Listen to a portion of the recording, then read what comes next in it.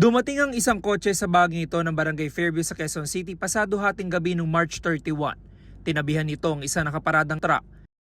Maya-maya pa makikitang bumaba ang sakay ng kotse na tila aligaga at nagpabalik-balik sa likurang bahagi ng sasakyan. Tumagal na mahigit 20 minuto bago umalis ang kotse. Bandang alas 2 sa madaling araw na madiskubre na may-ari ng truck na sira na ang takip ng gas tank nito. Gagamitin na sana nila noon ng truck papuntang Bulacan. Pagkapasok ng driver namin, siyempre, tinart niya. Tapos nakita niya, empty na dun sa fuel gauge. Imposible yan kasi kakatagas lang namin eh.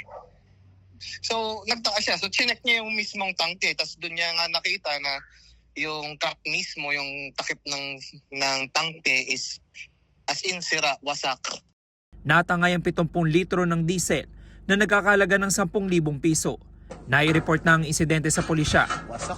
Base sa investigasyon, sinipsip ang kargang diesel ng truck gamit ang hose papunta sa isang container na nasa likuran ng kotse.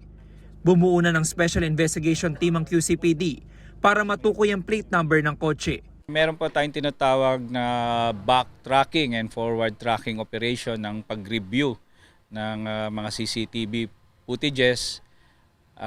Hihintayin natin kung saan sila uwi at saan sila huling pupunta. Ayon sa QCPD, 2 hanggang 3 tao ang sakay ng kotse. Sumuko na sila at ma-identify natin, mapapailan po natin ng appropriate complaint yan, yung mga suspect na yan. Umaasa naman ang may-ari ng truck na mabilis na matutukoy ng mga otoridad ang nasa likod ng krimen. Pare-parehas lang naman kaming naapektuhan ng pagtaas ng krudo. Kumbaga lumalaban lang naman kami ng patas din. Sana, ang hinihingi ko lang, mag-step forward na siya.